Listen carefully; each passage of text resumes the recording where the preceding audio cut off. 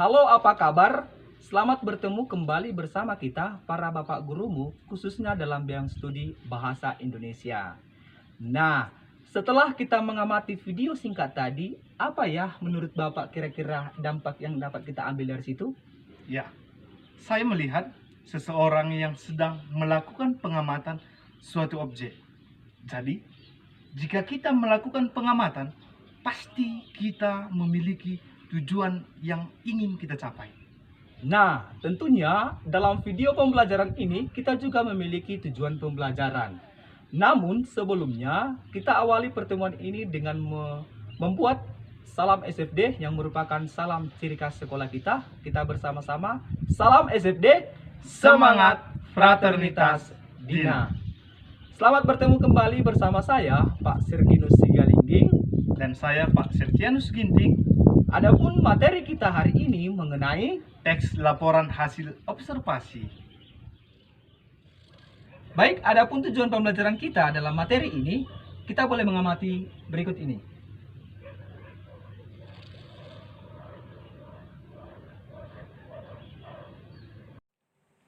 Baik, pada kesempatan kali ini kita akan masuk pada topik pembelajaran kita yang baru mengenai teks laporan hasil observasi. Pada laporan hasil observasi atau boleh disingkat juga menjadi LHO merupakan topik pembelajaran kita untuk jilid keempat ini. Kita masuk pada pengertian.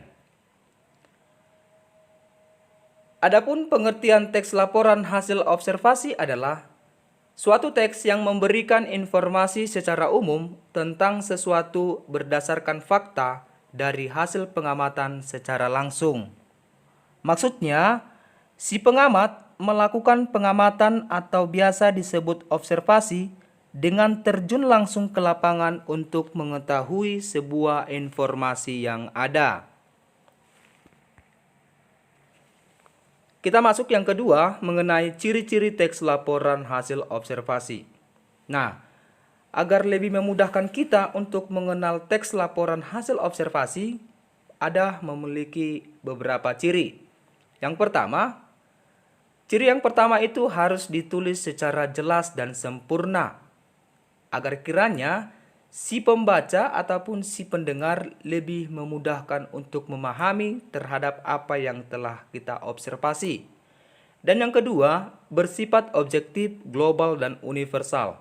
Maksudnya di sini, dalam teks laporan hasil observasi harus bersifat objektif, tidak memandang bulu, dan isinya juga harus global ataupun umum.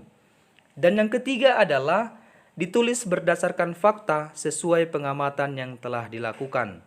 Nah, salah satu ciri khusus untuk teks laporan hasil observasi adalah si pengamat harus menuliskan kejadian berdasarkan fakta yang telah dilakukannya, tidak mengada-ngada ataupun menambahkan pendapat yang tidak diteliti. Yang keempat, tidak mengandung prasangka, dugaan yang menyimpang atau tidak tepat. Dalam ciri teks laporan hasil observasi, kita harus membuat satu teks itu jangan ada mengandung makna ambiguitas atau prasangka yang lain. Dan yang kelima adalah dalam ciri teks laporan hasil observasi harus disajikan secara menarik. Menarik itu baik itu berdasarkan katanya, bahasanya, dan isinya juga harus berbobot, serta susunannya harus secara logis. Dan yang keenam adalah menggambarkan sesuatu secara umum dan sesuai fakta tanpa adanya opini penulis. Ingat bahwa ciri-ciri teks laporan hasil observasi tidak dibutuhkan opini ataupun pendapat si penulis. Kita masuk pada isi teks laporan hasil observasi. Adapun isi teks laporan hasil observasi, yang pertama itu harus mempunyai susunan atau struktur teks yang urut dan lengkap. Yang kedua, di dalam isi teks laporan hasil observasi tidak memiliki kesimpulan atau penutup. Yang ketiga, isi teks laporan hasil observasi harus menjelaskan sebuah informasi berdasarkan fakta. Kita masuk pada tujuan teks laporan hasil observasi. Yang menjadi tujuan utamanya yaitu untuk memberikan informasi secara objektif dan fakta yang ada di lapangan sesuai hasil pengamatan yang didapatkan. Nah, adapun tujuan lainnya yaitu untuk penelitian, yang kedua untuk memberikan informasi terbaru, yang ketiga untuk mengatasi suatu persoalan, keempat untuk menemukan teknik atau cara terbaru, yang kelima untuk mengambil keputusan yang lebih efektif, keenam untuk melakukan pengawasan dan atau perbaikan, dan yang ketujuh adalah untuk mengetahui perkembangan suatu permasalahan. Nah, mungkin siswa-siswi kami bertanya, apa fungsi teks laporan hasil observasi? Teks laporan hasil observasi memiliki fungsi atau manfaat bagi diri sendiri maupun orang lain. Adapun fungsinya, yang pertama adalah sebagai bahan penelitian. Yang kedua, sebagai sumber yang dapat dipercaya. Yang ketiga, sebagai laporan tugas dan kegiatan pengamatan. Yang keempat, sebagai dokumentasi, dan yang kelima adalah sebagai ilmu pengetahuan.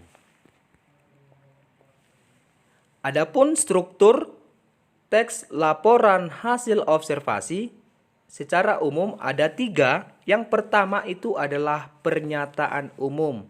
Nah, apa itu pernyataan umum? Pernyataan umum yaitu terdapat pembukaan, berisi pembuka atau informasi secara umum hal yang akan disampaikan. Bagian ini berisi hal umum tentang objek yang akan dikaji, menjelaskan secara garis besar tentang objek yang akan kita kaji. Dan yang kedua adalah deskripsi bagian.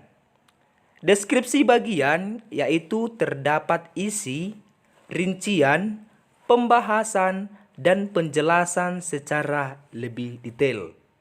Dan yang ketiga adalah deskripsi manfaat. Deskripsi manfaat yaitu berisi fungsi ataupun manfaat setiap objek yang diamati dalam kehidupan. Kita masuk pada langkah-langkah menyusun teks laporan hasil observasi. Adapun langkah-langkah yang harus dilakukan untuk menyusun teks laporan hasil observasi, yang pertama itu adalah kita harus menentukan objek yang akan kita amati. Setelah kita menentukan objek yang akan kita amati, baru langkah keduanya adalah kita menyusun jadwal untuk melakukan observasi itu.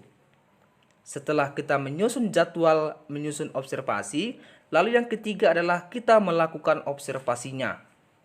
Setelah selesai melakukan observasinya, langkah kemudian adalah kita mencatat hasil observasi yang telah kita lakukan. Ingat, di saat mencatat hasil observasi ini, kita harus mencatat hasil yang kita lakukan pada pengamatan itu ataupun pada saat melakukan observasi. Dan ingat bahwa di saat mencatat hasil observasi, pendapat ataupun opini penulis tidak dibutuhkan.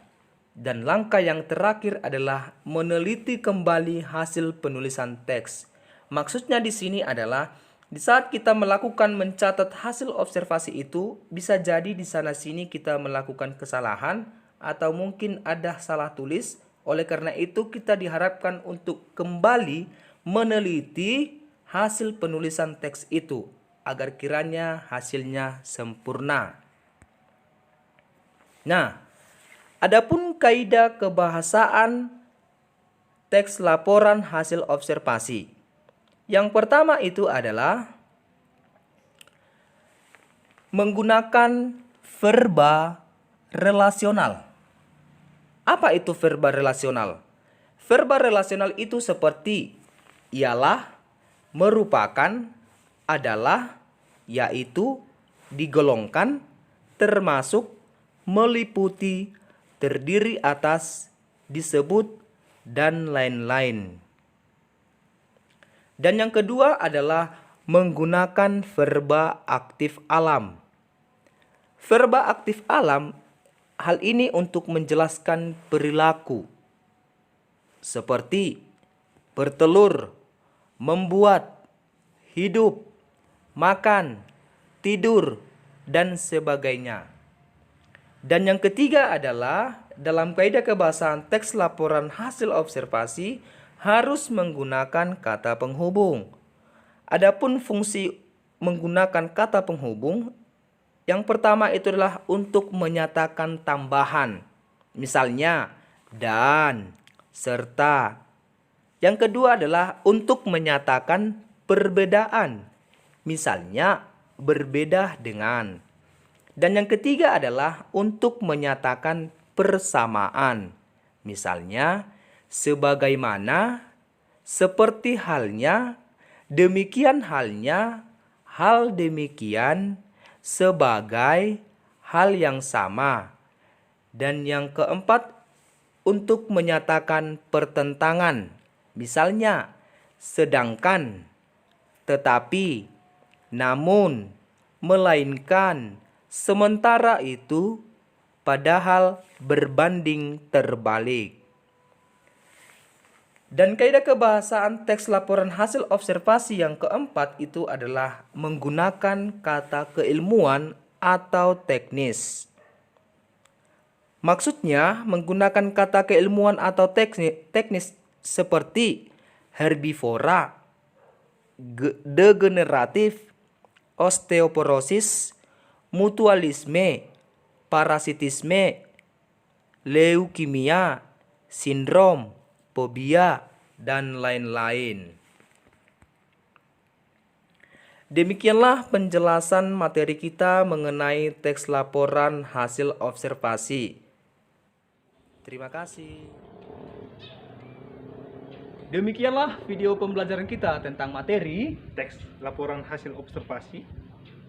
Tentunya kami di sini berharap Ya, anak didik kami mampu memahami materi-materi yang sudah kami sampaikan dan nantinya mampu menciptakan teks laporan observasi dengan baik dan benar.